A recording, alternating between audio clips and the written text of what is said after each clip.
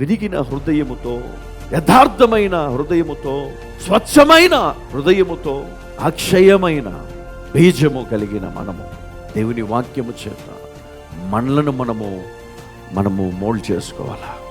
ఒక కుమ్మరి ఏ విధంగానైతే పాత్రను సిద్ధపరుస్తాడో ఆ విధంగా దేవుడు నిన్ను సిద్ధపరచాలని ఆశపడతా ఉన్నాడు.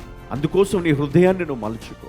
లోకానికి చోటివ్వకు నీ హృదయములో, పాపానికి చోటివ్వకు నీ శరీరములో. లోకానికి పాపానికి నువ్వు చోటిచ్చిన నాడు నీ జీవితంలో దుఃఖమే కానీ సంతోషం ఉండదు.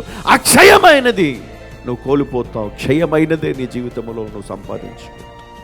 క్షయమైనది నీ రోజు రోజుకి నీ శరీరాన్ని తినివేస్తుంది, రోజు రోజుకు నీ అందాన్ని తినివేస్తుంది, రోజు రోజుకు నీ ఆస్తిని తినివేస్తుంది, రోజు రోజుకు నీకున్నటువంటి బలగాన్ని, బంధాన్ని, బంధుత్వాలను మింగివేస్తుంది. అందుకే క్రైస్తవుడు మేలుకోవాలా. దేవుడు మనకు జ్ఞానమునిచ్చాడు. ఎంతో గొప్ప విలువైనటువంటి సంపద, వాక్య సంపదను దేవుడు మనకిచ్చాడు. కాబట్టి మన జీవితాన్ని మలుచుకొని మన జీవితాన్ని సరిచేసుకునే అవకాశం ఉన్నప్పుడు, పౌలు బోధిస్తున్నప్పుడు ఆ లూదియా విన్నట్లుగా దేవుడు ఆమె హృదయాన్ని తెరిచినట్లుగా నీ హృదయాన్ని దేవుడు ఈరోజు తెరిచినట్లయితే నీ జీవితం కూడా మారుతుంది.